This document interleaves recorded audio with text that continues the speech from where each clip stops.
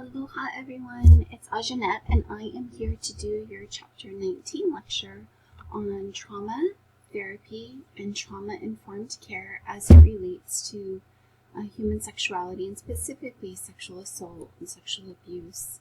So I do want to make sure that in the event that you yourself have experienced sexual trauma throughout your life, or you have a loved one that's close to you throughout, that has experienced sexual trauma, and or you are supporting someone, then I do want you to be aware that this is sensitive content.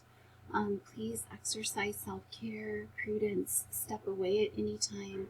Feel free to bypass this lecture if necessary, and reach out for help. And I'm happy to support you as a sexual assault survivor myself, as a domestic violence survivor. I'm happy to be here for you to have someone to lean on, talk to, and just really lift one another up and support one another. So diving in, I want to start out by emphasizing the importance of self-care. As survivors, we need to practice self-care. As partners of survivors, we need to practice self-care. Friends and family of survivors, if we are activists and we're doing the work to raise awareness about rape culture, to lobby for legislation that can support our sexual assault survivors, if we're educators talking about these very deep, personal, heavy topics, or if we're in the profession of servicing them, if we actually are advocates, if we are social workers, or if we are on the front lines in nursing, human services, therapy, and those other professions where we are reaching out and doing the work, then we need to be practicing self-care. Even if we just have a special heart, passion, and soft spot for injustices related to women's rights, sexual violence, then we need to be taking care of ourselves, because that is very emotionally draining work. It's a labor of love, and it genuinely wounds us, and we need to make sure that we are caring for ourselves physically, socially, emotionally, psychologically, cognitively, spiritually. Practice wellness in every way that you can. Reach out for support, and please do not walk that journey alone. So when we're talking about trauma, particularly as it relates to human sexuality, we have to address rape culture. Sadly, we live in a country where rape culture is the norm. What do we mean by rape culture? We mean there is a culture of tolerance. There's a culture of power imbalance. There's a culture of entitlement. There's a culture of condoned aggression. Boys will be boys. There's this rape myth acceptance, like, oh, he didn't mean that. Oh, you're misinterpreting. Oh, yeah, that's just the way it happens. No, that's all bullshit, right? There's this ambivalent sexism where, they're chivalrous and they're taking care of us, and they're being gentlemen. No, in many respects, they're devaluing us. I had an individual describing one of his burdens that he was describing was his wife working full time. That's an interesting burden. But when you carry this mindset that you're the provider and you're supposed to be taking care of your wife, and like she is somehow more of an object or inferior where she needs your protection and your provisions, that can be ambivalent sexism, right? That can be a way that you kind of look up to us and then at the same time look down upon us. and there's an implication that somehow we're inferior, or not as strong, or not as capable, or we need the resources and support of a man. And that's not always the case, right? We also live in a culture where when there is sexual assault, the first thing we do is, well, what messages did you send him? Well, what were you wearing? Well, why were you out so late? Well, why were you drinking? Well, why did you go to that party? And we blame the victim as if somehow the victim's actions caused someone to assault them. That's not the case, right? I could be laying naked in a quad, and that does not give anyone the right to sexually assault me. That doesn't give anyone the right to touch me. It doesn't give anyone the right to mount me. It does not give anyone the right to do anything to harm me. If anything, it's an invitation for people to step in and be not just bystanders sitting there passively allowing it to happen, but actually stepping up and being upstanders and advocates and trying to take care of me and make sure that I'm safe. So societies that normalize sexual violence, where we have all these untested rape kits, where it's very rare that someone goes to trial when they have been accused of sexual assault or rape, when the court system re-victimizes the individual who was assaulted. All of those things constitute normalizing sexual violence and rape culture. So when we talk about rape culture, there's a level of victimization, right? Where we make excuses, we make jokes, we're degrading in our commentary. All of that reflects our values, right?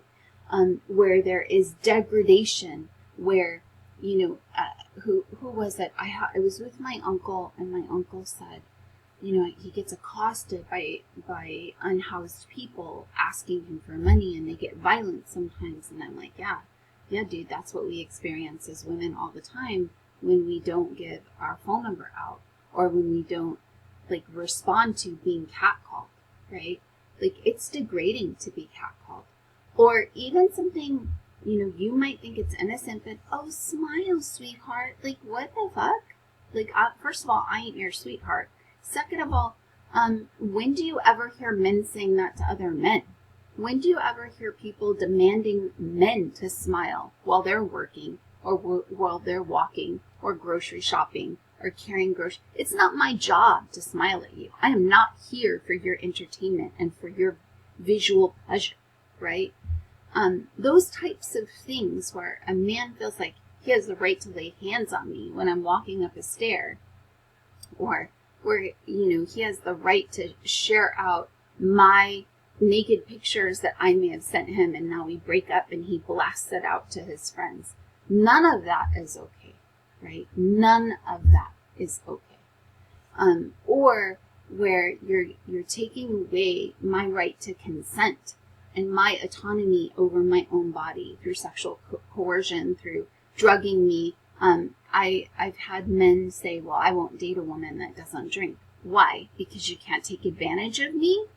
Yeah, you need to check your shit, right? Because if you need alcohol shoved down my throat in order to have the type of relationship you're looking to have with me, maybe what you're looking for is inappropriate, right?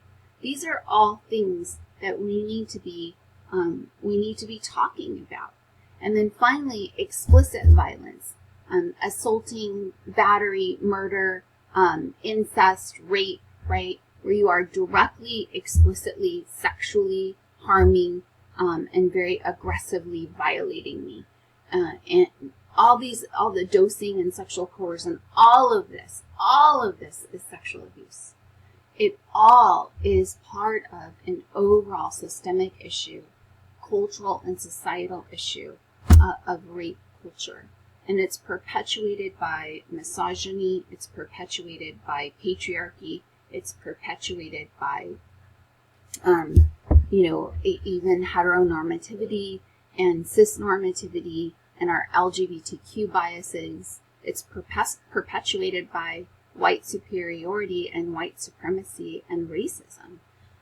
Because when you talk about rape culture, Women are impacted, and specifically women of color. Gender minorities are impacted, so people with gender diverse and expansive identities, and even feminine and gay males. Because at the hierarchy is a cisgender, a white cisgender heterosexual male. Anybody that's not white has less power. Anybody that's not cisgender has less power. Anybody that's not a man has less power.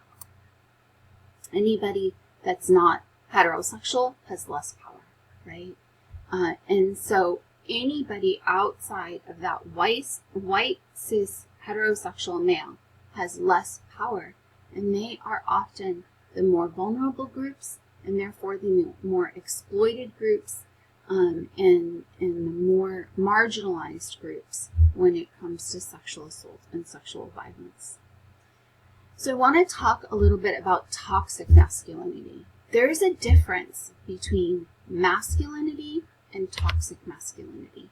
A toxic masculinity is when you have to prove your masculinity, prove your manhood. It's this idea of that I should be. We're living in a world of should, hierarchy, demanding expectations, rigid stereotypes of what a real man is, right? No, a real man knows how to be self-aware of their emotions, knows how to name, label those emotions, knows how to express those emotions in a healthy way.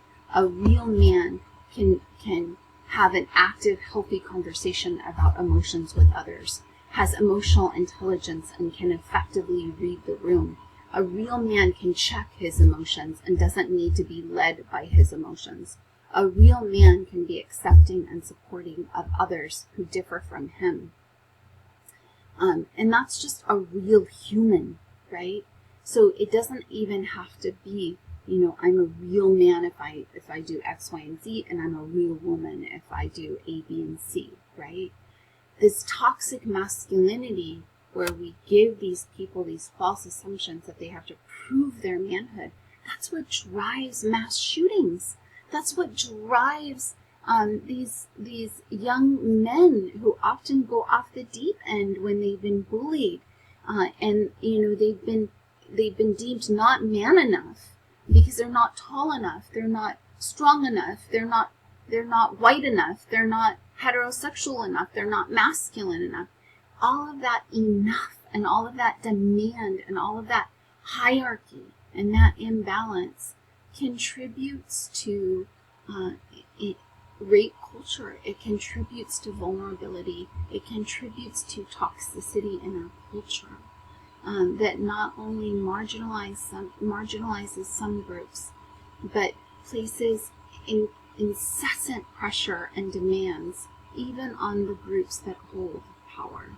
And so we have to be mindful that toxic masculinity is not a negative viewpoint of masculine men. No, it's when that masculinity is the defining aspect of who you are and has to be proven and meet some false expectation. And when it's imposed upon others and places incessant pressure and demand on others, that's when it becomes toxic. And we have to be mindful that it harms not only those marginalized groups referenced above, but it also harms cisgender men as well. And then we also see rape culture in our criminal justice system when it's actually more traumatizing and detrimental for a rape survivor to be put on the stand, to be re-victimized again and again and again.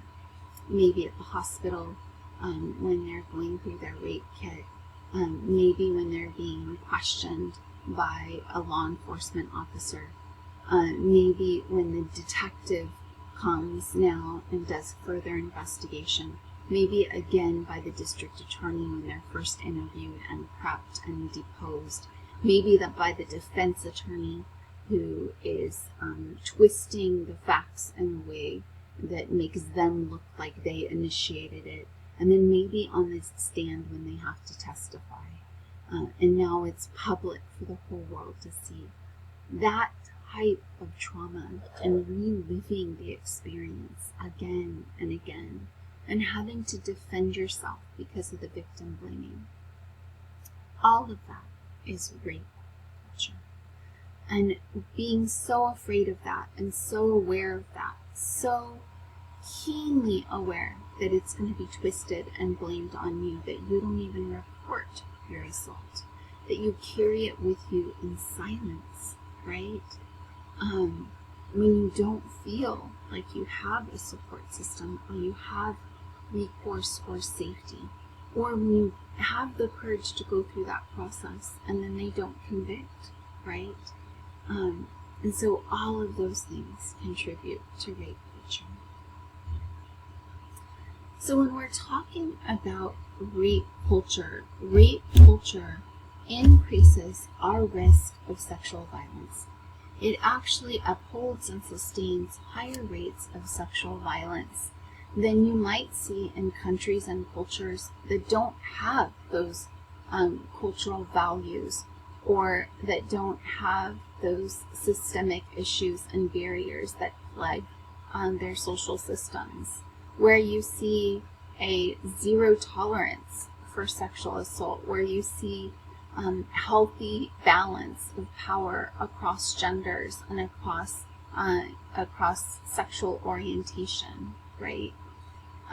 So sexual violence can be a number of things, right? It's a larger umbrella that encompasses rape, trafficking, and intimate partner violence that occurs between two partners, unwanted contact, sexting, stalking, dick pics, right? Harassment, child sexual abuse, incest, being molested at a young age. All of this broadly encompasses sexual violence.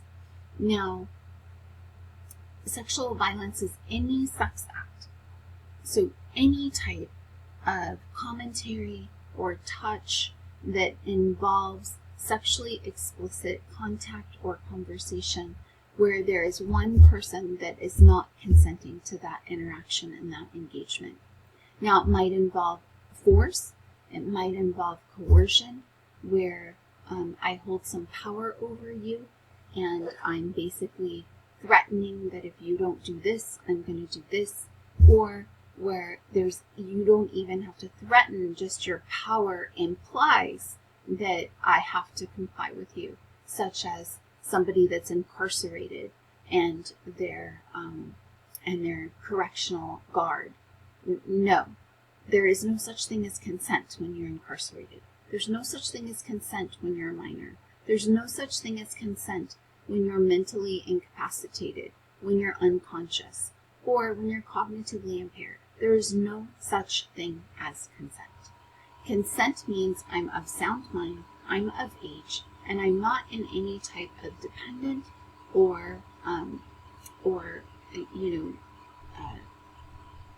subordinate position to you where I might suffer consequences by not complying with you. That's the only way you can ensure that there's no coercion. Now, sexual violence might include a body-to-body. It might include using objects on someone, or even animals. And there is sexual harassment. We'll talk about the two different types of sexual harassment, but there is sexual harassment where it doesn't have to even involve sexual contact, right? But the circumstance itself is sexual in nature. That can be in an academic environment. It could be in a workplace environment. There's actual sexual assault where there's some physical contact. It doesn't have to be genital contact to be sexual assault. Sexual abuse that often occurs over an extended period of time. It can be molestation, incest, child sexual abuse, or it could be sexual abuse over an extended period of time among two adults. It can be rape, and that might be a singular event. Some people might, rape is a type of sexual abuse, right? So rape is forcible penetration, either by an object or again, bodily parts. And then child sexual abuse and incest, so a family member actually sexually violating you. And then it can be sexual trafficking, where you now are being expected to perform sex acts with other human beings. And so you're effectively under the control of someone else. So it's different than sex work, and we'll talk about that. Now, there are social sexual behaviors, and that involves things that are social in nature, right? And they involve how society views, embraces, responds to those things. Now, they might be perceived as sexual harassment because of the sexual nature, whether it's joking or whether it's, someone's pressuring you or asking you out or making comments about you sexually, or even maybe trying to engage in physical contact, touching, hugging, leaning, pressing up against you, violating your personal boundaries. Sexual violence can be complex, and social sexual behaviors and harassment can be complex because some of it is dependent upon how the receiving individual is perceiving it, right? So there's individual factors that might influence my perceptions, my own personal experience, my values, my attitudes, what I've been exposed to, what's kind of normal interactions and concepts, conversation from my perspective and experience, and it may differ from someone else's. And then there's contextual factors, the nature of the relationship between you and the individual, the situation in which we're in, the context, right?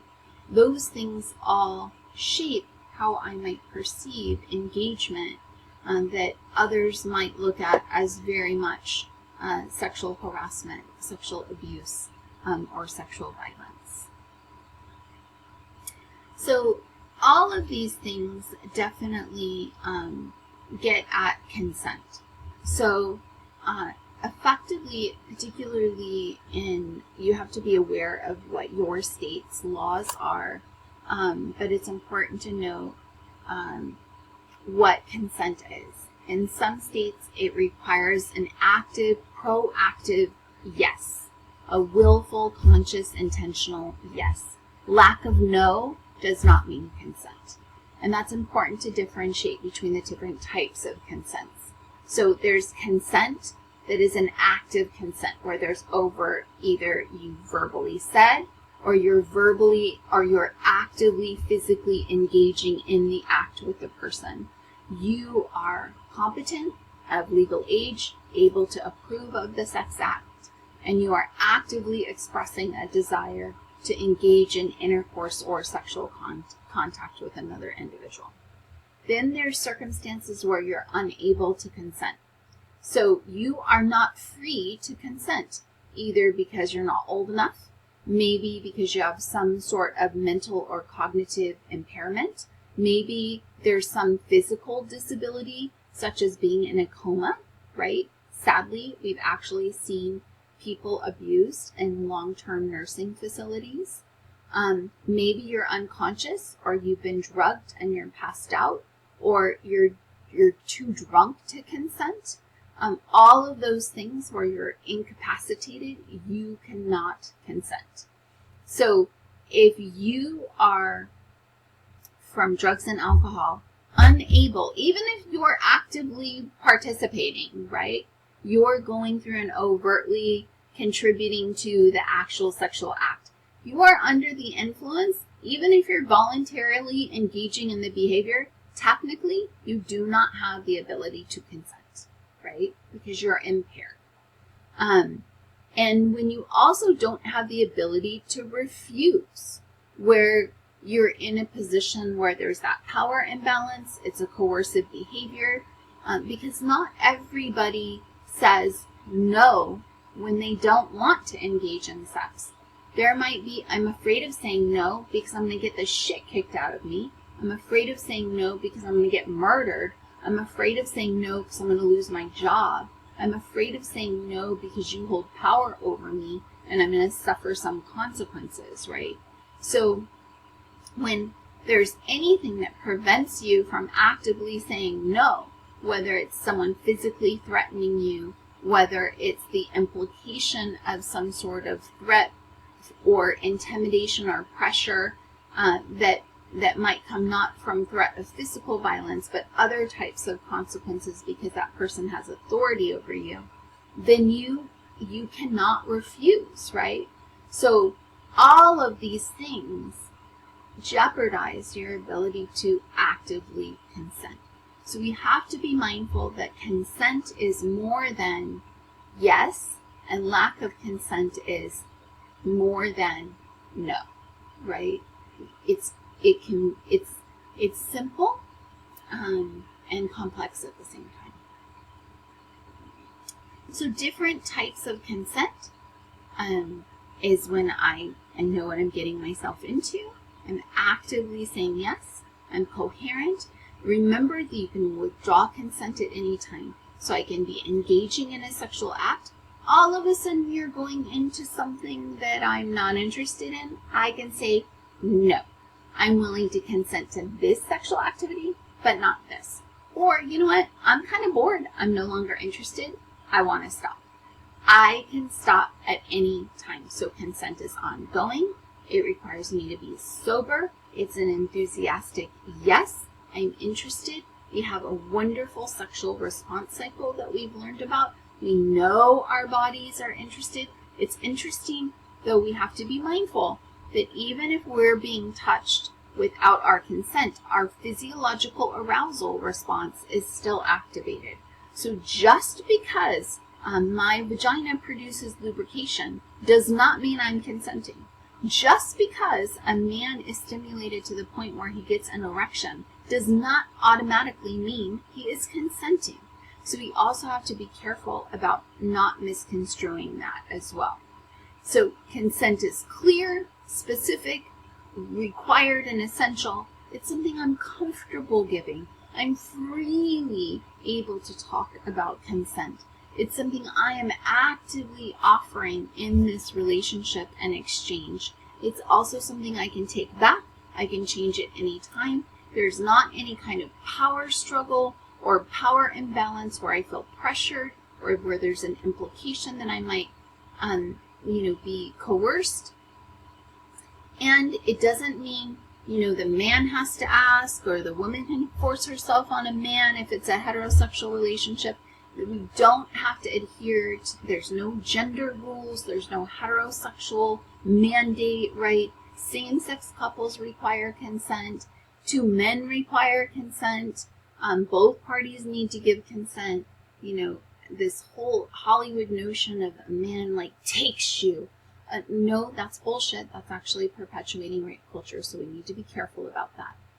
Now, just because I flirt with you doesn't mean I'm consenting. When I'm silent and I say nothing doesn't mean I'm consenting.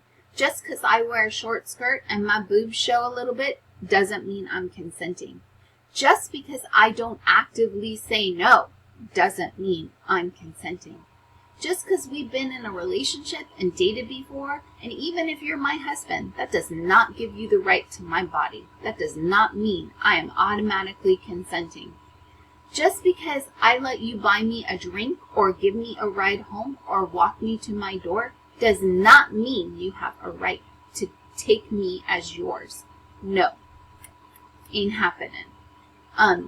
You do not have the right to convince me, to pressure me, to coerce me. Come on, babe, please, but I took you here, I bought you this. No, bullshit. If I'm not freely giving it, if you have to beg, it's no longer consent. Just because we've had sex, I don't care if we had sex just 1 minute ago, I can still say no.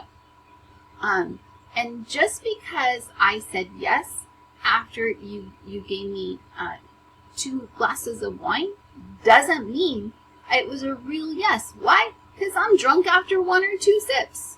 I don't have that ability to consent.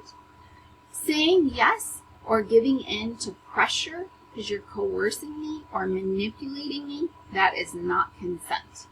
And just because I say yes to one thing doesn't mean you can do whatever the fuck you want to me. you better check in with me along the way and make sure that everything you're doing to my body or you're putting in my body, you're getting permission for, right?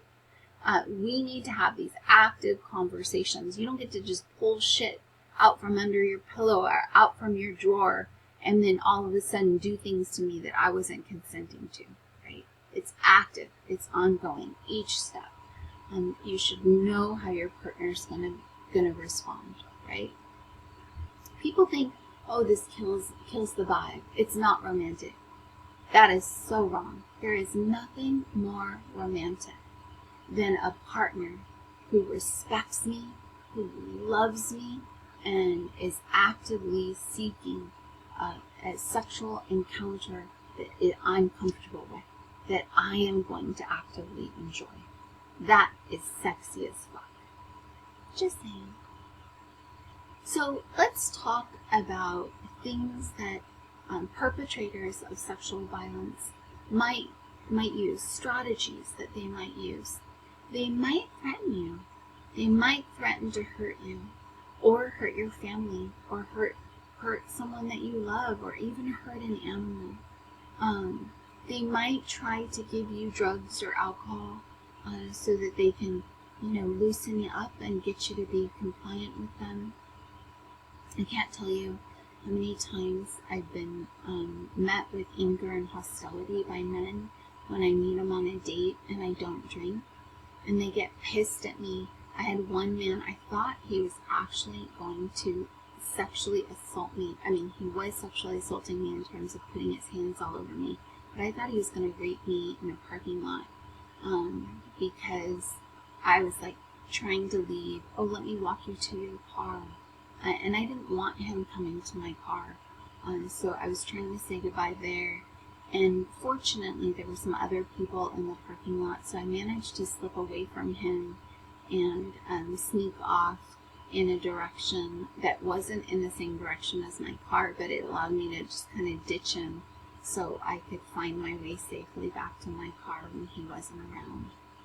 But needing to take someone drinking and to take advantage of them while they're intoxicated, yeah, that's not okay. That's not sexy. And it's not consent. And then when you're exploiting vulnerabilities, like when you know someone's in a vulnerable position, whether it's based on their social identity, sadly, people who are undocumented might be more vulnerable. The LGBTQ community who faces being outed, or they might have higher rates of homelessness, those types of things, or somebody is struggling in another way, or you might have power over them. All of those types of things can be used against an individual, and that's just immoral and inhumane.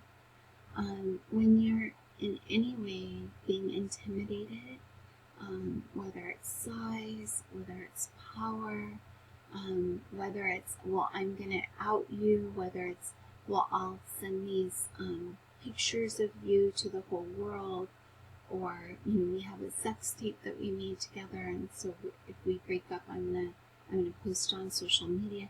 Those types of things are unfortunately common tactics. So don't send naked pictures of someone or of yourself to someone that you don't know, right? Make sure that legally you're actually disclosing like your expectations and your boundaries for those images. When someone's abusing their authority, whether it's an official position or capacity, academic environment, professional environment, a legal situation. We've had situations where police officers pull people over and sexually abuse them. All of those are tactics. So be mindful, right?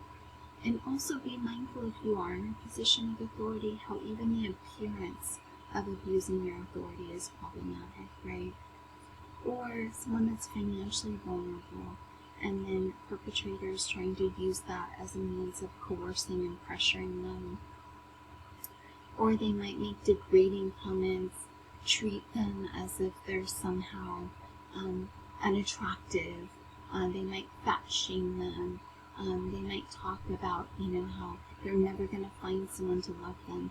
Maybe they have a physical or mental health condition that might be used against them in a degrading way, and that's used as a weapon to coerce them.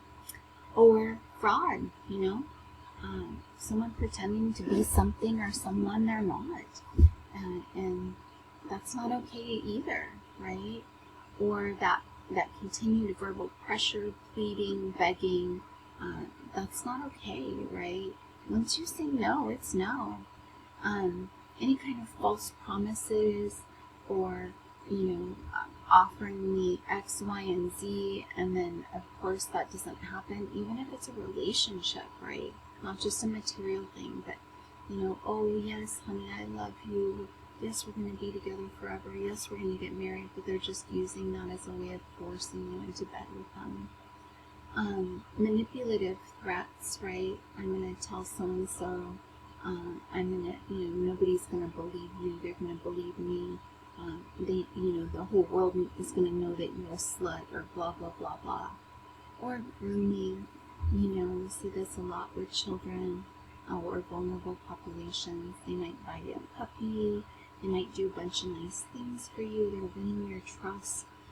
They're bringing in closeness. They might start to alienate you from other people, and they're putting you in a vulnerable position so they can take advantage of you. And then when you're, talking about you having a right to someone's body and trying to control when they get pregnant, or when you're passing on an STD and STI without, full disclosure, and you're doing it intentionally without protection, all of those types of tactics can be used by sexual perpetrators. So please be alert, be aware. Sadly, even people you know, you love, and you think you trust, they all do this shit. And so we're actually more likely to be sexually assaulted by someone we know and trust than a stranger. And so please be aware. The best thing we can do to combat this and to protect ourselves is to have strong, healthy self-awareness, to know our own sexual interests, desires, boundaries, and to be confident actively talking about those sexual boundaries with our partner, to make sure that we're thoughtfully, consciously, and intentionally having these conversations and doing our best to be proactive about searching for partners that respect and align with our values, and who will share that approach in having proactive conversations about sex and every other aspect of the relationship. When you talk about who are sexual perpetrators, guess what? Sadly, the majority of the time, they're someone that you know. The majority of the time, they're men. The majority of the time, they're white men. They often have some sort of criminal background. They've been accused before, or they've been prosecuted before. But other than that, they come in all shapes and sizes. Yes, they can be men, women, transgender individuals. More often than not, though, the majority are cisgender, heterosexual white males. And they victimize everybody of all identities as well, right? So the perpetrator can be a range of identities, and the survivor can be a range of identities. And so be aware, be alert. Really let someone earn your trust over time. Again, through open, transparent, empowered conversations. Be safe out there. Okay? So let's talk about how our legal system defines sexual assault and harassment. When we're talking about sexual assault based upon the U.S. Department of Justice, it's any non-consensual sexual act prescribed by federal, tribal, and state law, including when the victim lacks the capacity to consent. So every state has its own age of consent. In many states it might be 17, 16, Some states it might be lower, so it's important to understand the age of consent that's appropriate for any given state that you're in. And that might include a different age for tribal country or nations, because they are sovereign nations, so they have their own laws as well. And then sexual harassment, there's two types. There's quid pro quo, which is like an exchange, tit for tat. You do this for me, I'll do that for you. You have sex with me, I'll give you an A. If you have sex with me, I'll give you a raise. If you have sex with me, I'll promote you, right? Or if you don't have sex with me, I'm going to fire you. And then a hostile work environment is when there's a climate or a culture of sexism, maybe homonegativity, or I'm trying to think of, I'll think of the word in just a second, but like homophobia, transphobia, transnesia, where it's a prejudice, a hatred toward transgender individuals or homosexual individuals.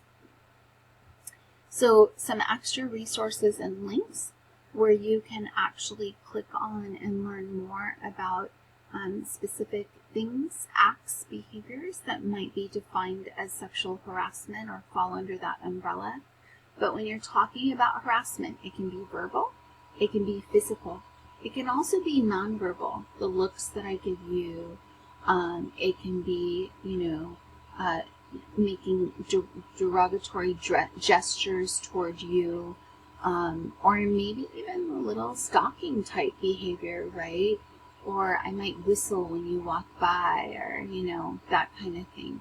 It can also be visually, where they might have pictures put up, or, sexually explicit objects in the space that make you uncomfortable. Cartoons, pictures, posters, videos, calendars, even like a screensaver.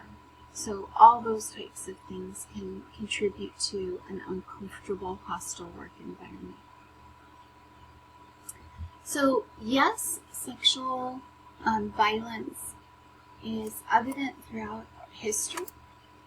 We see it when you're talking about biblical Israelites, and it's condoned in different books within the Bible.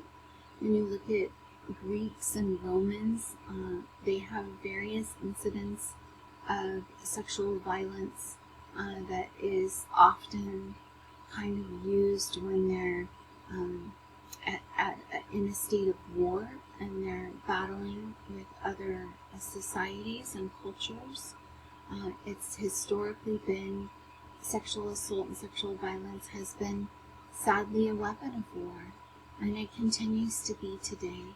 And that right there shows, a lack of humanity, morality, character, and so just because it's been around since the history of humankind doesn't mean we have to perpetuate it, right? So when you talk about world history, and it's not, we have to be careful that we're not just saying, other cultures engaged in these atrocities. Guess what? American history is wrought with examples of sexual violence as a weapon of war and subjugation as well. Slavery, genocide, colonization. Sexual violence was not uncommon. It was a tool to get people to submit, to subjugate themselves. It was a mechanism because they felt they were entitled to abuse and use the bodies of people of color for their own gratification and benefit. It was a mechanism of just plain cruelty and inhumanity to establish power and superiority and domination over others. So it's interesting that we talk about enslaved individuals having sex with their masters. That's not consensual sex. Under no circumstance can you consent when you are physically owned and viewed as property, when you are beaten and punished, and when that person has the ability to do anything they want to you with no consequence. Never are you in a position where you can consent. And somehow, in U.S. history, even our own United States presidents and our founding fathers, whom we love, admire, and raise up to godlike status sometimes, even they have a history of sex with individuals that they enslaved. That is sexual assault and violence. Sorry. And we should be under no delusion that our culture is immune to these things. In fact, when you talk about sex trafficking, we are the number one consumer.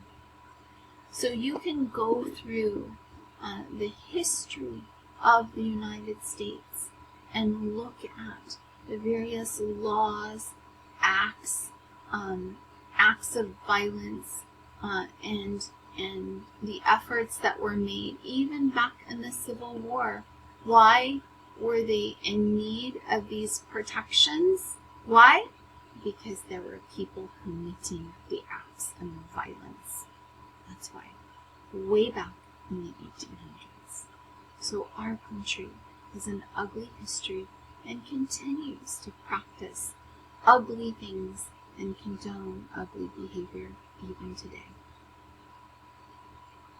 The Me Too movement is a contemporary example of rampant sexual abuse in our corporate world, in our entertainment industry, and sadly, we're seeing the unfolding of the scandals within the music industry with P. Diddy and those that may follow.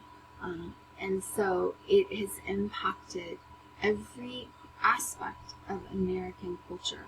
The Me Too movement is a movement of activism for individuals who have been abused to speak up, to share that misconduct, where they know that they can be wrapped in support, where they know that we are drawing a line in the sand and saying no more. But sadly, the Me Too movement definitely was fueled after the first Trump presidency, and the second Trump presidency may in fact inspire a rejuvenation of the Me Too movement. We shall see. But rape culture is when you elect a convicted felon and a sexual assault perpetrator that's been found by the courts to be liable and guilty. That is rape culture. It is there's no greater example in the world than that. So the Me Too movement is born out of that type of power and atrocities that have been allowed by our social systems throughout history. The Me Too movement is trying to break down those inequities and injustices across our systems. Clearly, there's still more work to be done. So here's some additional resources. These ones that are hyperlinked here actually have lessons. I'm not a believer that sex education is only right for one particular age or only appropriate for puberty. Sex education is something that should be done with our children really from the moment they're talking and engaging with others, whether it's teaching them about healthy bodily awareness and proper language for their bodies, whether it's teaching them about their right to bodily autonomy and who touches them and doesn't, whether it's teaching them about healthy boundaries or how to seek help, how to recognize when someone might be touching you inappropriately and who to share that with and how to share it. And then teaching them about their body and how it's going to grow, change, and evolve over time, and what the rights are that come with that body, and teaching them about consent, and teaching them about proper communication, and educating them about not just their anatomy, but actual sexual contact and behavior. What's healthy sexual contact, what's not, what's appropriate, what's not, talking to them about consent. And so ideally you'll have an opportunity to develop your own sex education project, or at least a portion thereof, where you can contribute to raising awareness and empowering others to make informed, educated choices about their body at the appropriate age when they're legally and cognitively able to consent. So when we talk about rape culture, the pervasiveness of sexual assault is one of those things that contributes to this concept of rape culture. And when the Center for Disease Control suggests that 1 in 3 women and 1 in 4 men experience sexual violence during their lifetimes. 1 in 5 women and 1 in 38 men have experienced completed or attempted rape. That's 20% of women. So think about 5 women that you know. 20% is one of them may likely have experienced someone attempting or actually raping them. 1 in 14 men was actually forced to penetrate someone, so a completed or attempted male rape during their lifetime. Those numbers, any of those numbers, right? Even just 1, but 1 in 5, 1 in 14, not okay. 1 in 3 female rape victims experienced it between 11 and 17 years old, and 1 in 8 female rape victims experienced it before the age of 10. There is no such thing as too young to talk about this. There's no such thing. 1 in 4 male rape victims experienced it between 11 and 17, and 1 in 4 occurred before age 10. We have to educate our babies. We absolutely have to. I know a lot of people opt their children out of sex ed classes because they think it's actually going to increase their likelihood of engaging in sexual behavior. Guess what? The research shows it actually protects them. They're more likely to engage in protected sex. They're more likely to postpone having sex. And it reduces their risk of being sexually assaulted. So certainly if you're not comfortable with the school educating your babies, then I hope you are actively educating them yourself. And then again, some other resources and statistics down here. This is the CDC, but other sources, you can click on these images, it'll take you to other sources, to RAINN, and to the Office of Sexual Violence. These actually might have different statistics as well. So know that these are approximations, and this is only those who speak up. These might be underreported because too often people don't want to speak. What are the risk factors? Here are some individual factors. If you're drinking or using drugs, if you're engaging in delinquent behavior yourself as a child and a teen, or you're potentially at risk of being assaulted, as well as that is a potential sign of a perpetrator as well. Any kind of lack of concern or behaviors or red flag, aggression toward others, violence toward others, early sexual behavior and activities, any kind of coercive sexual fantasies where you are aroused by like rape fantasies, that's a red flag. When you engage in kind of impersonal, non-relationship type sex that can be risky sexual behavior, meeting someone in a bathroom, having sex very early on without knowing someone, having unprotected sex, and not having detailed, intimate conversations about sex, hostility toward women, sexually explicit media, whether it's porn, video games, advertising, adherence to very structured, rigid gender roles and gender norms where you think a man is supposed to be this and a woman is supposed to be that hyper toxic masculinity, any kind of suicidal behavior, and then prior sexual victimization or perpetration. I actually did an internship as part of my education, and I worked with sex offenders for about a year, and we did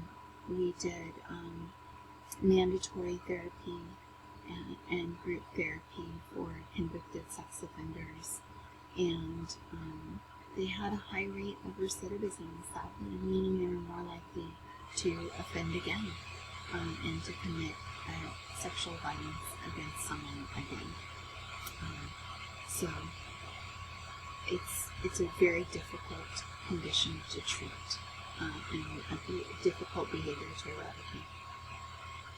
Relationship factors that might make someone more vulnerable and not only potentially as a victim but also in perpetrating violence.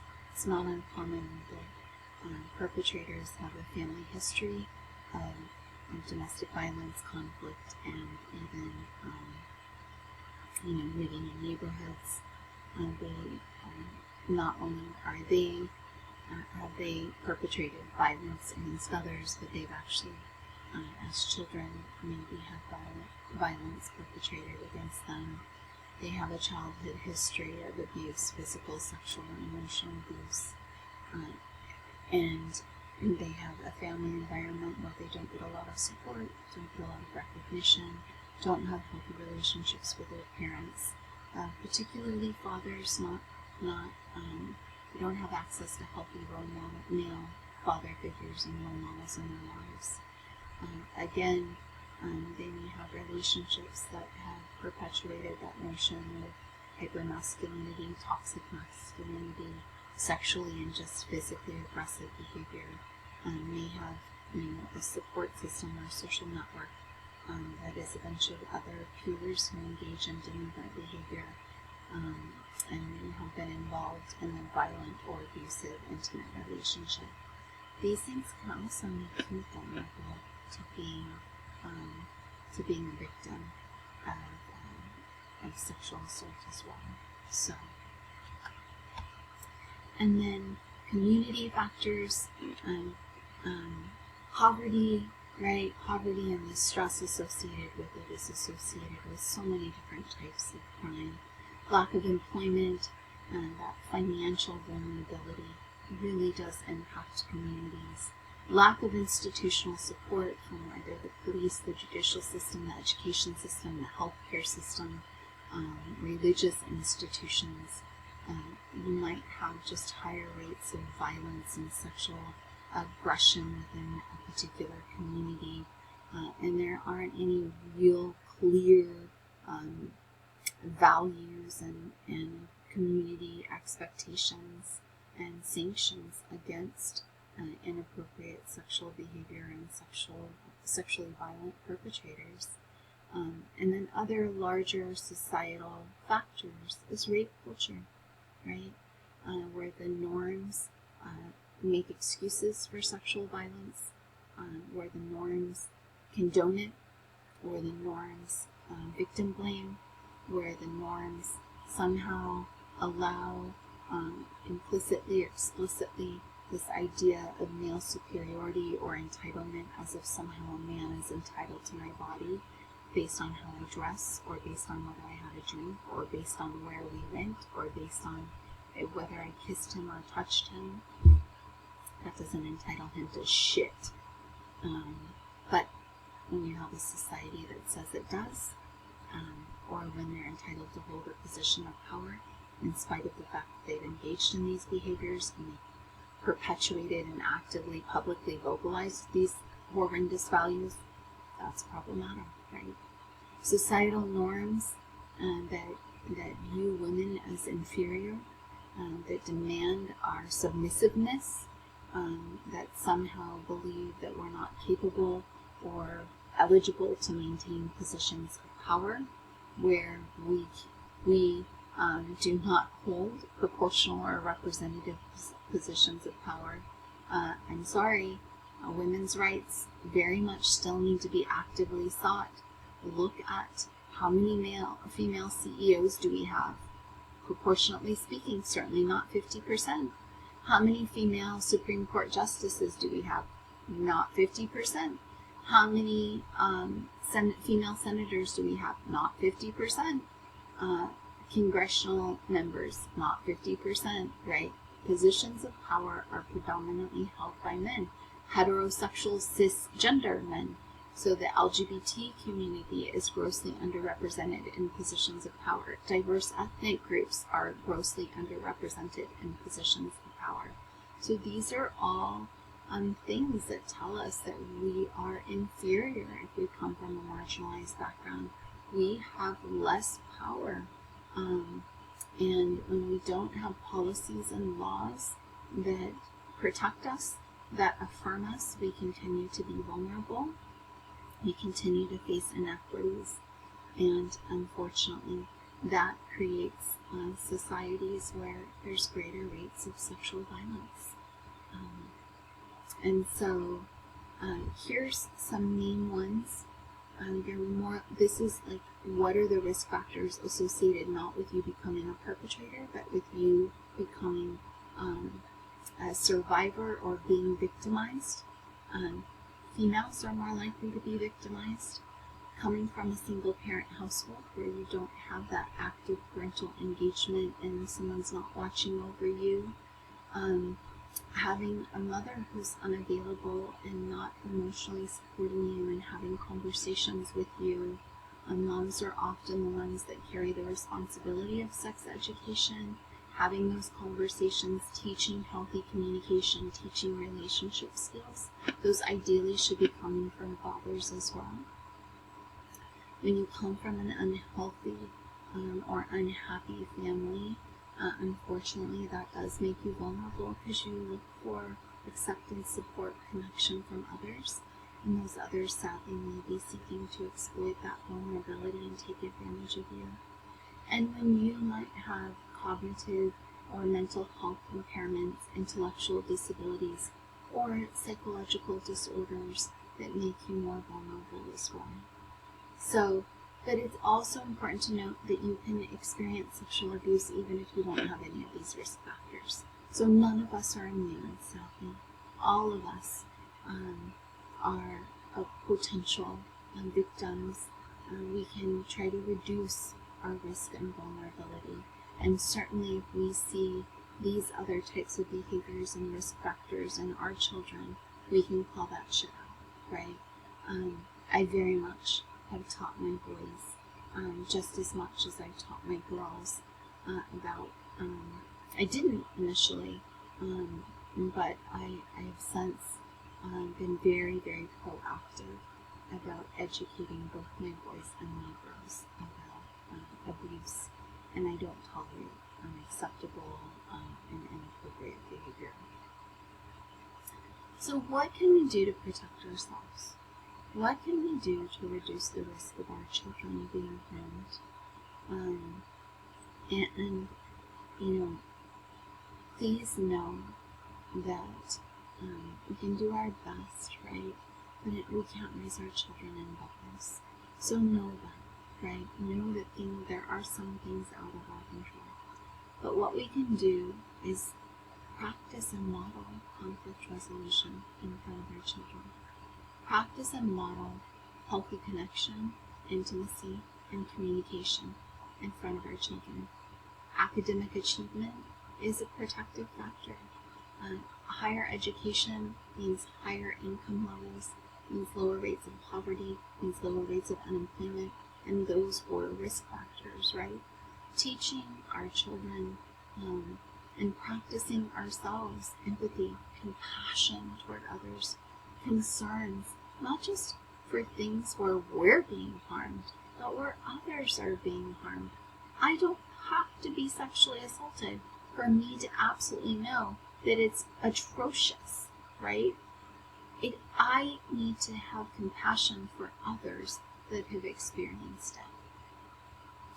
So we need to do our best to create good, kind, decent human beings in the world that have respect for themselves and have respect for others. Continue to talk about these things, break down myths and misconceptions, show zero tolerance for these ongoing aggressive and entitled behaviors that perpetuate rape culture. And generation by generation, we can be breaking through those risk factors and building greater protective factors. Sex trafficking is yet another type of sexual violence. We do differentiate between sex work and sex trafficking. Not all sex work is sex trafficking, right? Sex work is consensual. It might be pornography, where I am willfully, consciously, intentionally engaging in making movies or photographs, or I might have my OnlyFans account, and that is okay. That's my business. Now, if someone is basically coercing you, forcing you, or they kind of own you, they have actively recruited you to engage in these behaviors, they might even be drugging you and providing for your drug habit as a way of manipulating and coercing you, right? But if they're doing that so that they can make money off of your sexual activities, that is trafficking, right? Using you as an employee that's engaging in these sexual activities, that is trafficking. January is Human Trafficking Prevention Month, so anything you can do to be part of conversations, attend community events, raise awareness, build flyers, understand the sex trafficking vulnerabilities and patterns in your local community, and speaking up for survivors, for victims, advocating for laws with your representative that can close those gaps and keep the people in your community safe. Anything you can do to get engaged is highly, highly advised and super important. When you're talking about sex trafficking, what constitutes trafficking? These three criteria. The process by which you are engaged in that sexual commerce, right? There's a recruitment. They've transported you across city, state, or even national lines, right? And they're harboring you, they're housing you, they're controlling you, or they're taking receipt of you like a piece of property. When there's any kinds of threat, coercion, kidnapping, fraud, deceit, deception, or any kind of abuse of power, so they use that as a means of control and coercion, as a means of getting you into the business and the commerce of sexual activity. And when they are doing these things, when that process by which they're recruiting you and the means by which they're controlling you, and has an underlying goal of prostitution, pornography, sexual exploitation, or involuntary servitude, that is trafficking. You now are effectively a product, a servant, an employee of a trafficker, an unconsenting employee, of course, right? You are now, they own you. Unacceptable. I actually had an incredible student that survived sex trafficking, and I was so honored to be part of her healing journey. And she actually has a son that sadly came from her trafficker, and he raped her as a means of coercion and control, and he was very cruel and abusive to her. People can survive sex trafficking. It's a lot of trauma to carry, but I promise you there can be healing. So here's a link to some resources if you want to hear some of the survivor stories of other individuals as well. So when we're talking about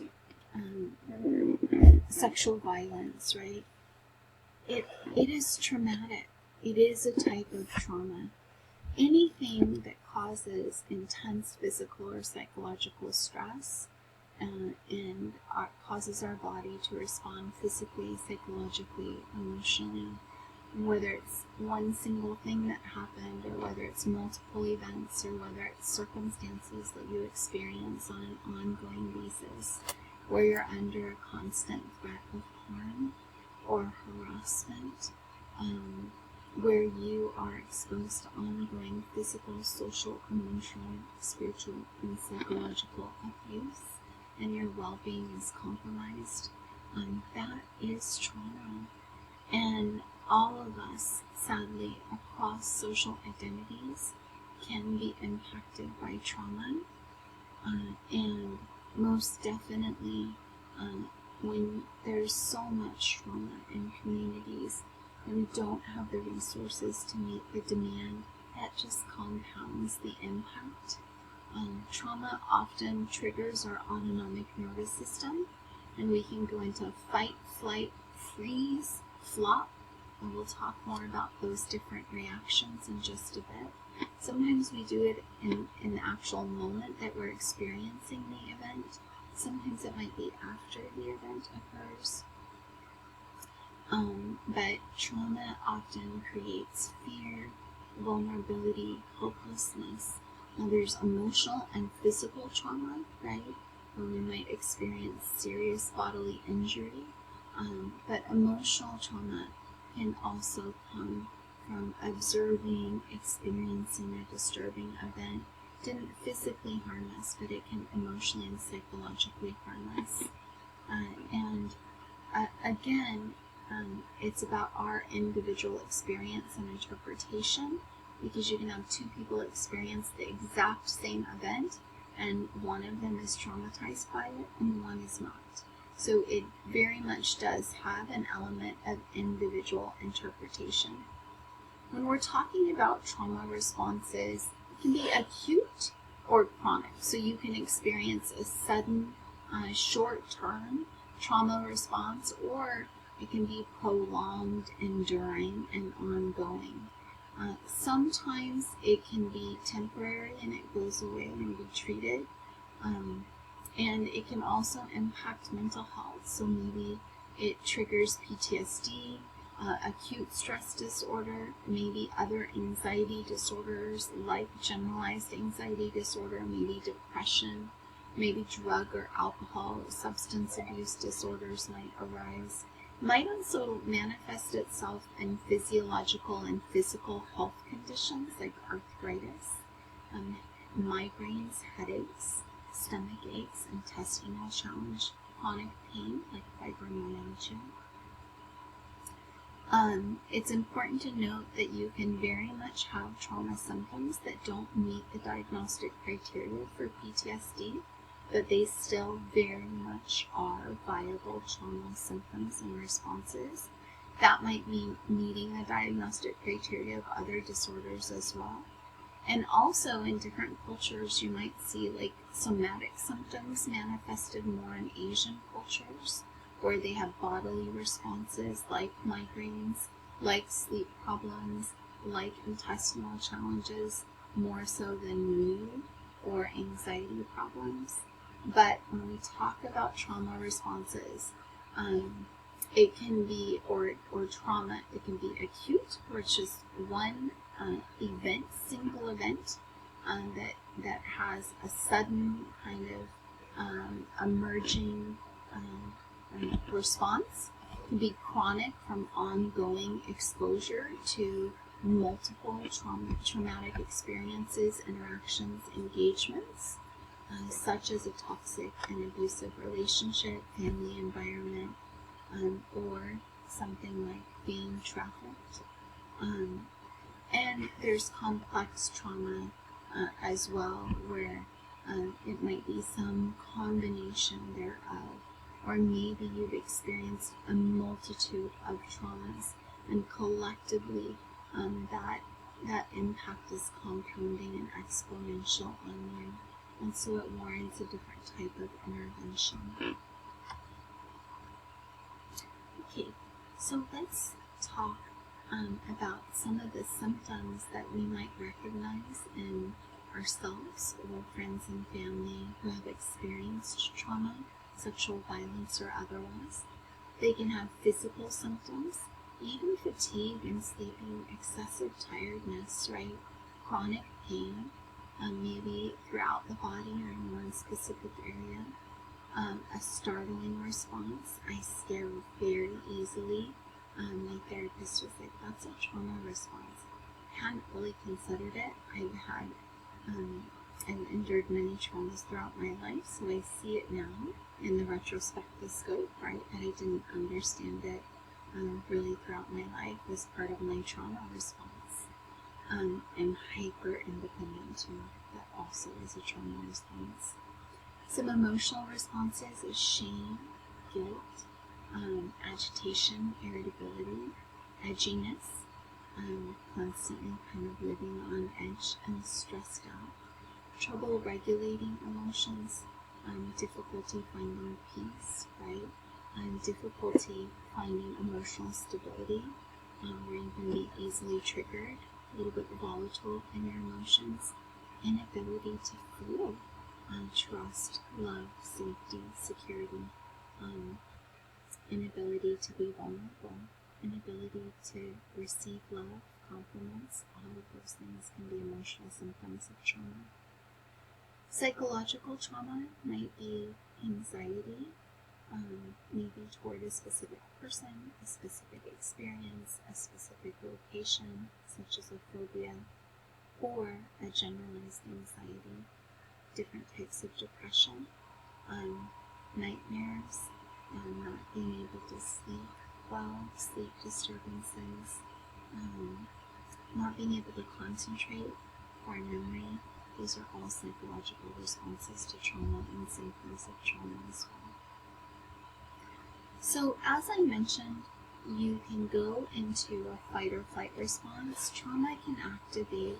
Sexual violence is a type of trauma that can activate your autonomic, it does activate your autonomic nervous system.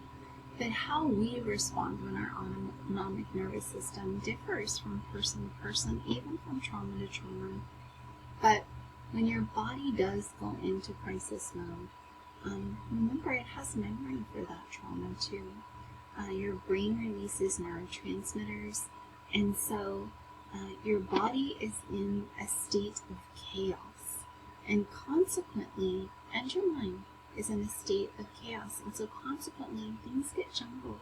You may not remember things in an accurate or organized way. You may not react in a normal way, right?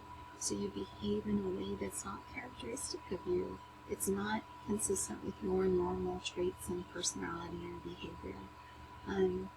It might actually specifically alter some of your memories that you have from that experiences or other experiences near or around the trauma. And you don't get to control how your body and brain responds, right? It's something that happens to you. It's an automatic, because it's an autonomic response. It's a reflex. It doesn't engage any cognitive, conscious, intentional choice. That can include freezing, right? Being immobile, doing nothing. It can include being hyper vigilant. It can include running, or that typical fight or flight where you get the hell out of there or you fight for your life. It can mean, going into a state where you're so afraid you're on high alert, or you just freeze and you actually become immobile and tonic, like you're in total shock, like a statue. And if you've seen like fainting goats, and they flop over and collapse, that can also be a trauma response. That was my mom. She would just pass out. And I was like, Mom, this doesn't help, right? Like, we need you to help address the circumstance, the urgency. So keep in mind that, we need to not necessarily shame or condone or expect or demand a certain behavior. We all respond differently. And so showing compassion for one another and sensitivity to one another is critical. Practicing self-compassion toward ourselves too. Don't beat ourselves up when we didn't respond in a traumatic situation the way that we wanted to or needed to. My son is a freezer, and he observed some horrific things when he was a child because I was in a domestic violence marriage. And I actually was, I grew up in an abusive family. My dad didn't hit my mom, but he definitely beat the shit out of us. And we were fighters, so it was a little hard for me to understand my son freezing. But nonetheless, I try to intentionally and consciously understand and show compassion and sensitivity, and reserve judgment, recognizing that we're all different. And it's something he carries with him today, and I carry with me as well, right? So when we're talking about survivors, what are some distinctive things that are prominent about us, that make us maybe vulnerable, but also that we have to experience?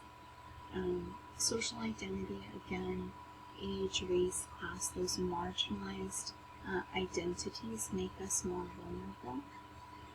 It's important to note, though, that they also need to be a critical consideration when we're going through therapy and healing, right? We need those identities addressed. We may need to be connected to resources, supports, and social systems, support networks of individuals that might share those identities, that might be a critical part of our healing and our sense of wholeness and our sense of safety. Because we experience so much victim blaming from the outside world, and because we live in a rape culture society, we can internalize those negative messages. We can start to blame ourselves. We can start to beat ourselves up. We can start to strip ourselves of our own sense of power, and we can now embody that shame and guilt in very destructive, toxic ways for ourselves, including self-hatred and loathing, including becoming vulnerable to future abuses, right? Including becoming so vulnerable that we break down and we're not able to lean in and find healing and resilience and growth after the experience. Additionally, again, because of so many social factors and the rape culture that exists, there's so much shame, there's so much stigma, and so consequently, we may keep that shame to ourselves and hide in secrecy and carry that like a festering wound within us. It might also cause cognitive and emotional distortions. It might be internalized in such a way that we start to respond to trauma in a toxic, self-defeating way. We are so shamed and secretive that we don't get the help that we need. We don't speak up and confide in others. We might blame ourselves for the abuse, the incident, right? Because that's what the world tells us, that it's our fault. We may withdraw and isolate ourselves, and that further makes us vulnerable to the added erosion of our psychological health and well-being, but also to future abuse and vulnerability. And if we have been the victim of multiple traumas, then that actually causes that re-victimization, causes all that trauma to come back to life in very destructive ways.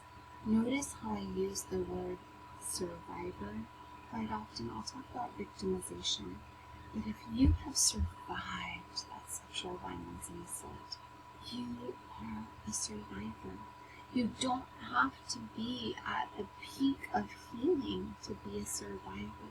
You can still be struggling with the trauma and the effects, and you are still very much a survivor. So please recognize your strength and resilience. Recognize all that greatness and that potential for growth moving forward as you heal and as you leverage your experience to heal others around you as well. So ways that we can support need to be predictable, consistent, follow through. We need to help offer some perspective, help them reframe, help lift some of those shaming and stigmas, give them space and time to work through their trauma, give them space to be angry, give them space to be authentic and experience their emotions, give them time to recalibrate, to figure out what's normal for them so that they're not just reactive. And don't get angry and reactive when they are reactive. Recognize that it's part of their healing journey, right? Make sure that they're getting the support they need to attribute the blame where the blame needs to be attributed, right? Don't even slightly imply that it's related to their upbringing or their choices or their dress. Don't even leave a room for them to possibly be blamed and take on that responsibility and that burden. Give the responsibility to whom it is due, and that is solely the perpetrator. Make sure that you're listening, you're empathizing, you're empowering, you're giving love and compassion. Make sure you're giving choice, you're asking permission. Make sure you're not making decisions for them because their control has been stripped from them. So you want to give that back to them.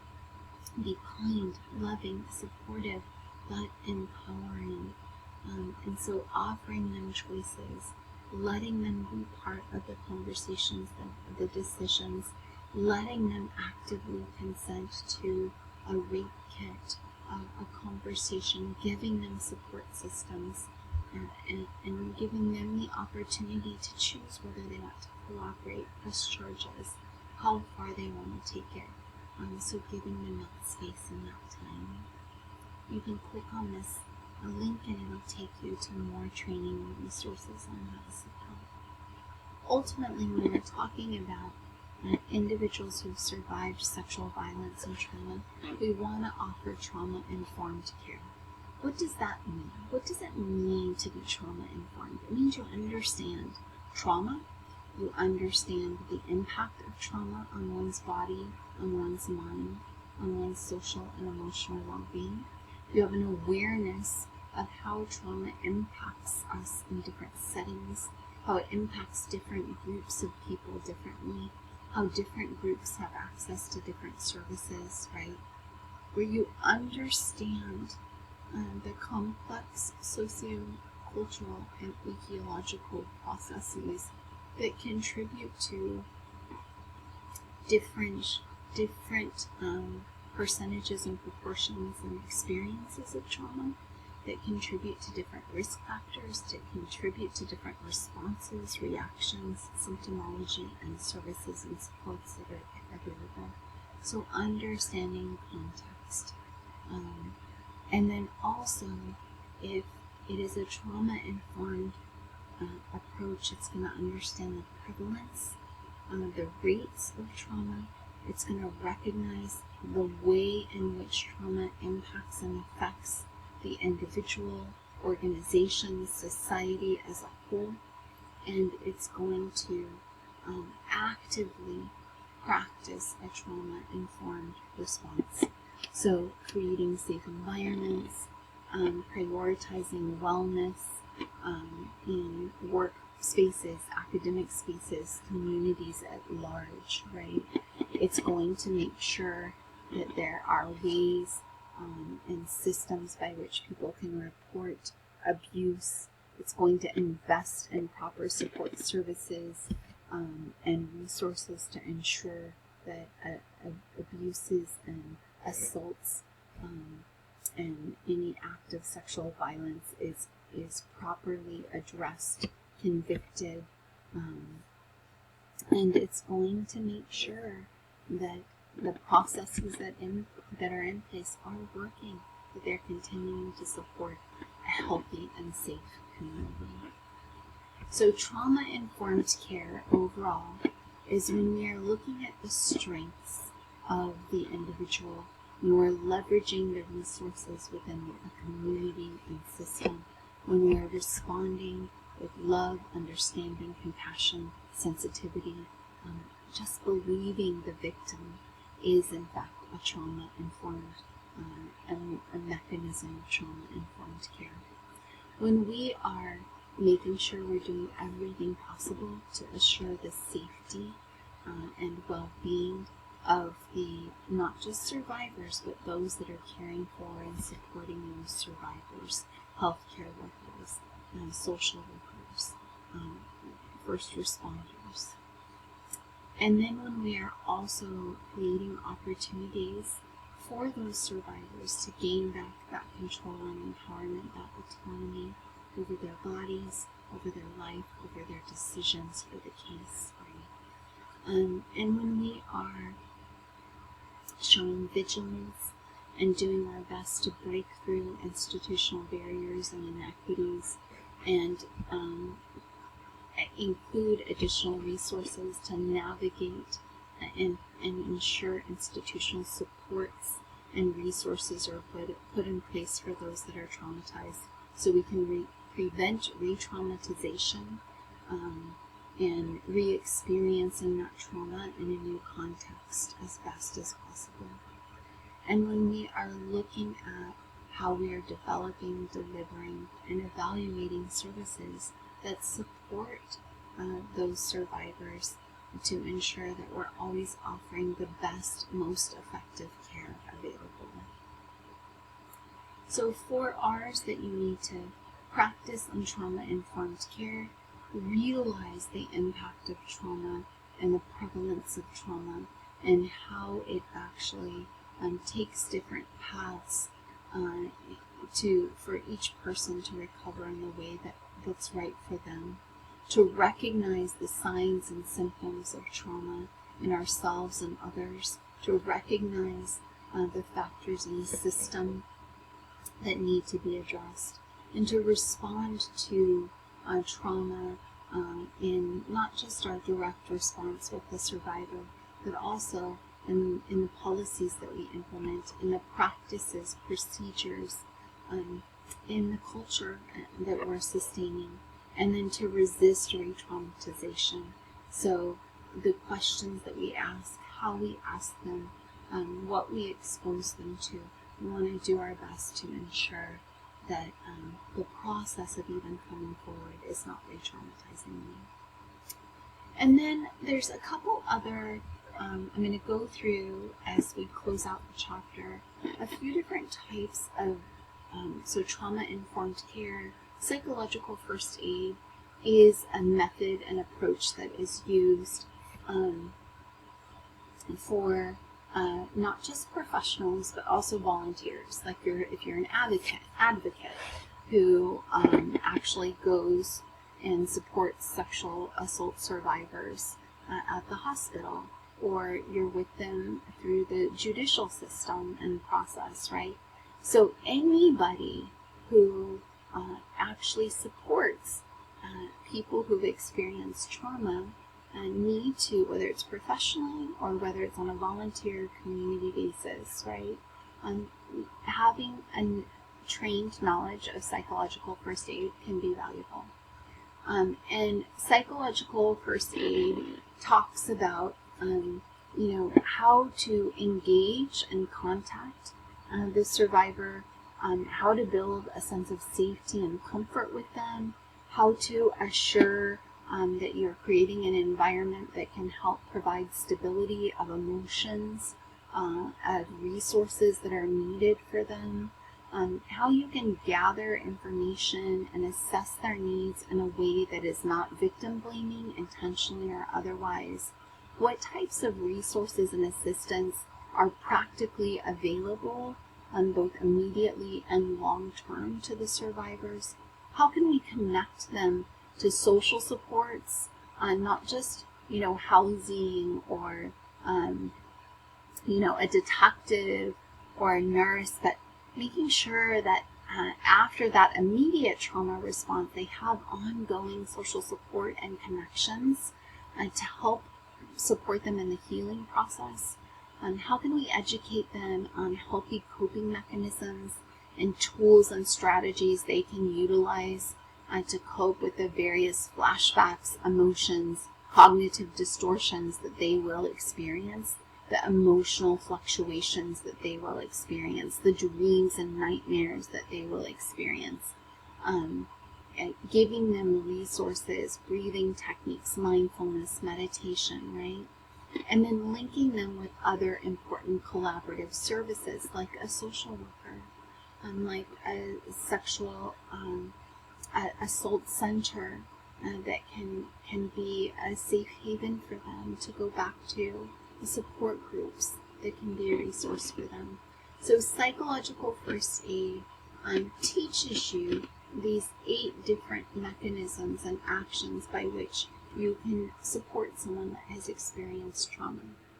There's also the triphasic model of recovery that focuses on 3 key elements: safety and stabilization, remembering and mourning, and integration and connection. So safety and stabilization is more of the immediate after the trauma and the experience and event.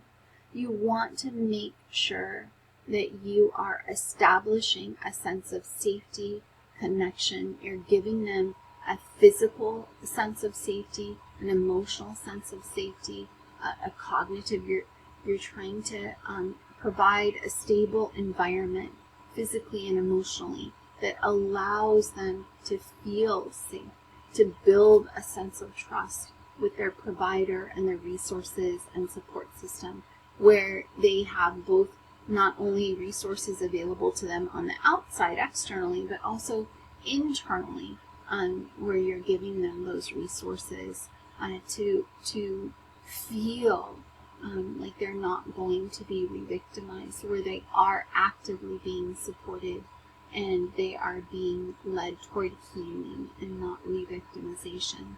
So helping to build those coping mechanisms that allow them to deal with the distress cognitively, emotionally, and even physically, right?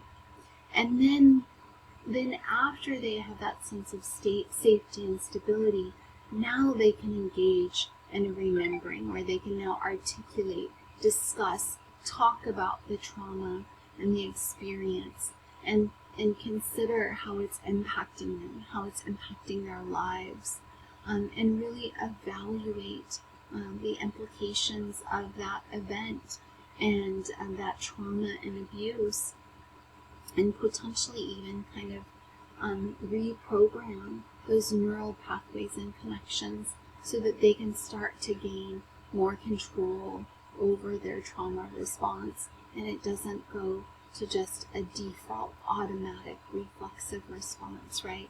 But they can intentionally, consciously override that autonomic nervous system. And then they can move into an integration and connection phase of recovery and healing, where they can now consciously consider the event and they can still move toward healing integration resources where I can become whole, where I can recognize that this is one aspect of my lived experiences, but it does not have to define me. And I can still find a sense of purpose, meaning, value, healing, hope after the trauma. So important. So here's another description and diagram that goes through the triphasic model of recovery that gives you some other examples. And then there's also long-term treatment. So those, the trauma-informed response, the first aid response, the triphasic model, those are more short-term. Long-term, they may engage in cognitive behavioral therapy, where a therapist is actively examining the various cognitions, perceptions, thoughts that they have, and helping them to reframe those, helping them to assess those as being logical and reasonable and rational or otherwise, helping them to challenge distorted thinking, distorted attribution, helping them recognize their behavioral and physiological responses to their stress, to their trauma, to their cognitive distortions and their perceptions as well, and helping them to reframe, adjust, and use healthier strategies that can engage in healthy coping, and that can help them feel at peace and reduce the influence of the symptoms so that they can have emotional stability, which is often influenced by their perceptions and how they're cognitively evaluating themselves in the situation. Another cognitive approach is cognitive processing theory. This is more like a short-term, developed specifically for survivors of rape and sexual violence. It definitely integrates a PTSD type approach where they have some degree of exposure therapy. So exposure therapy is when you have a phobia or you've had a trauma related to a specific event, rather than not talking about it, not addressing on it, this approach you're actively talking about it, actively addressing it, writing about it, talking about it, analyzing your thoughts and feelings, and you're debriefing through that process. It may actually, especially in the earlier sessions, cause you to relive those emotional traumatic responses, but you first start writing about it and then it moves to talking about it, and eventually that exposure helps to break the power and hold it has over you, and it kind of desensitizes you and socializes you and conditions you to being able to tolerate those discomforts and to reframe. And it gives you the opportunity now to consciously, intentionally revisit the situation through a lens of safety, trust, power, control, where I feel like I now have some degree of control over my healing, over my body, over my response, over my situation, right? Where I have good, strong esteem, and I know my self-worth and my value, and where I can work toward building intimacy, emotional connections with others again, and feeling safe to do so. So I recommend that you watch the video that was in your reading, and take some good notes and incorporate that into your lecture notes. Then there's exposure therapy, which with some degree, some element of the cognitive processing theory. So this takes you through a more detailed description of what exposure therapy is, but it is important to note that it should only be done with a trained therapist. It very much can be detrimental if it's not done with somebody that actually is trained appropriately, because you processing those emotions re-triggers the trauma. And so you want to have somebody that can help walk you through that trauma response. Certainly, you might have more sessions the more complex your trauma is, it's really important that it's done by a professional under the right circumstances. EMDR has also had tremendous success. So all of these that I'm sharing with you have established success in treating survivors of sexual violence. Eye movement desensitization reprocessing. They often use a light, and you track a light with your eyes. You can track fingers, you can track any stimuli. But if you think about REM sleep, rapid eye movement sleep, that's a time when we're encoding memories. We're sorting cognitively through information, and we're organizing it, and we're actually processing those memories. And so EMDR can help reprocess your memories and your responses to trauma and events that you've experienced. So it really brings in a number of different disciplines, backgrounds, and perspectives. Psychoneurology, it's looking at the neurological elements of memory processing and trauma responses. Cognitive behavioral therapy, information processing, which really analyzes the process of memory, and it addresses a three-stage memory model and the means by which we go through encoding and storing information, and then traumatic or otherwise, right? And then also how those memories can be stored in our bodies in other ways, such as our startling response, right? And so this therapy, the whole objective is to really kind of break some of those neurological pathways and kind of give you some liberation from those stressful memories that might, manifest in nightmares, recurring nightmares, and sleep disturbances or flashbacks. And it also will involve some degree of exposure therapy, and then teaching you how to control your trauma responses. So breathing, visualization, other things that you can do to help calm your responses, and help you work through those past memories, how it's impacting you now and disturbing your functioning, and then how it can support healthy functioning moving forward. So it does involve 8 phases, and you can see each of them outlined here. This, although there's a typo here, this actually gives you a little bit more information that might be helpful as well.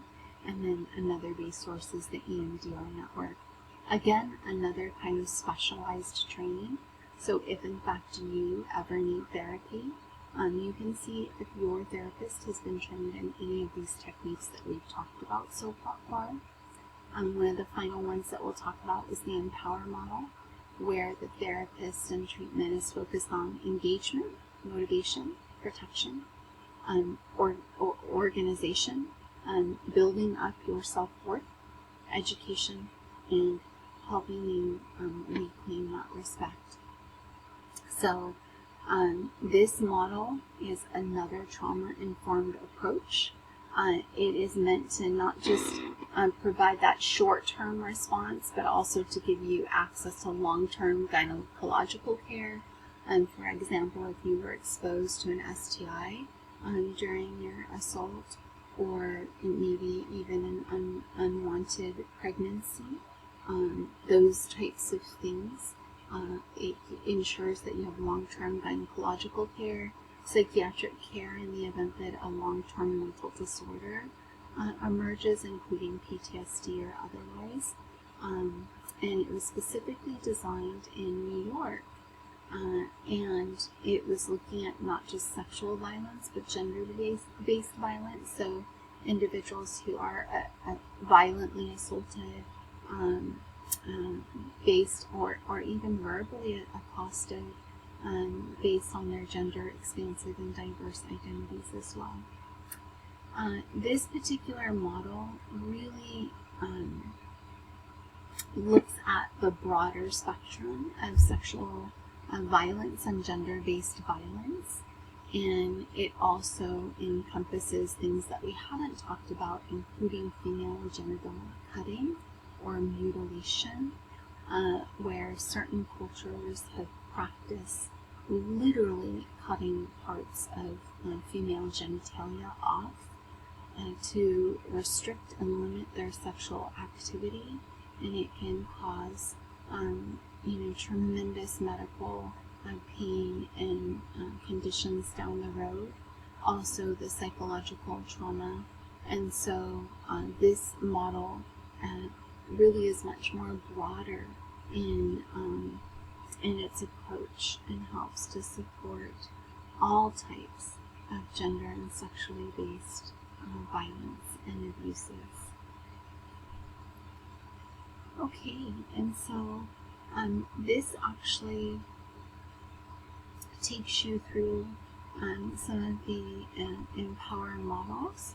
So in the event that you want to become a therapist, or you are actively supporting someone, or maybe you want to become a certified advocate for the state, a sexual assault advocate, a trained advocate, then it could be very valuable for you, and you can learn some of the ways in which the systems might continue to perpetuate and re-victimize our survivors. So finally, we talked about January as Human Trafficking Awareness Month. Know that April is Sexual Assault Awareness Month. Consider volunteering for or attending an event related to supporting sexual assault survivors throughout the month of April. Also, October is Domestic Violence Awareness Month, and so consider committing yourself to be educated about the groups and organizations in your local community that might be available to support survivors in these very vulnerable areas. And consider not just female survivors, but our LGBTQ survivors as well. And then I'm going to leave you with some closing thoughts. Carl Jung, who says, "I am not what happened to me, I am what I choose to become." So we don't have to be defined by our sexual trauma. Sometimes we can leverage that trauma and experience to gain some new inspiration, motivation, insight, perspective, courage, resources, and it might revolutionize our lives and allow us to revolutionize the world. Not that we need to experience that trauma for those things to happen, but please know it is not the end. It is one thing that happened to you, but you are so much more. And you are still beautiful and capable and strong and powerful and loved. And you are not alone. And then the other is, don't be ashamed of your story. Your story can and will inspire others.